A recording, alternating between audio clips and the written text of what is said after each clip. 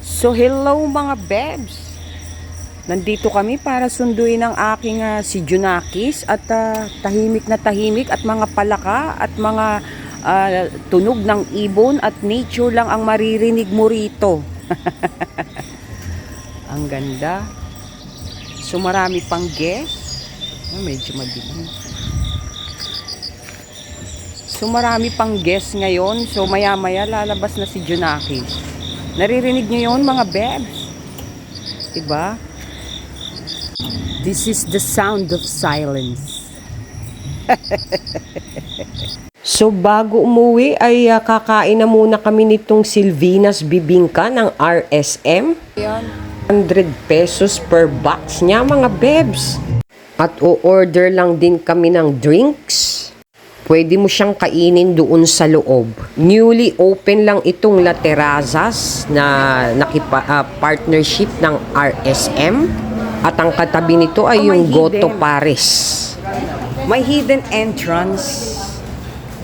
Oh, so ito ang terasa, mga bebs. Pag kayo'y pupunta sa Tagaytay at makikita nyo, syempre ang gwapong waiter. Ay, napakaganda. Ang syala. At ito ang sweets section. Meron din silang pa-cake. At ito ang ambience niya sa loob. May indoor, may outdoor. Mas magandang pumwesto doon sa may outdoor kung hindi naman umaambon. Tapos magdaldalan kayo ng mga kaibigan mo at magchismisan kayo. At makikita mo rin yung Taal view. Pero sa umaga yung sa gabi wala ka nang makita. At ito na nga yung bibingka nila. Ang texture ng bibingka rito is fluffy. Parang kumakain ka ng something like bibingka cake. At umorder din ako ng pizza at dito ako disappointed mga beb. Ito honest review lang 675. Ang in-order ko is all meat. That is 12 inches pizza in a thin crust. Pero iba ang style ng all meat dito mga bebs.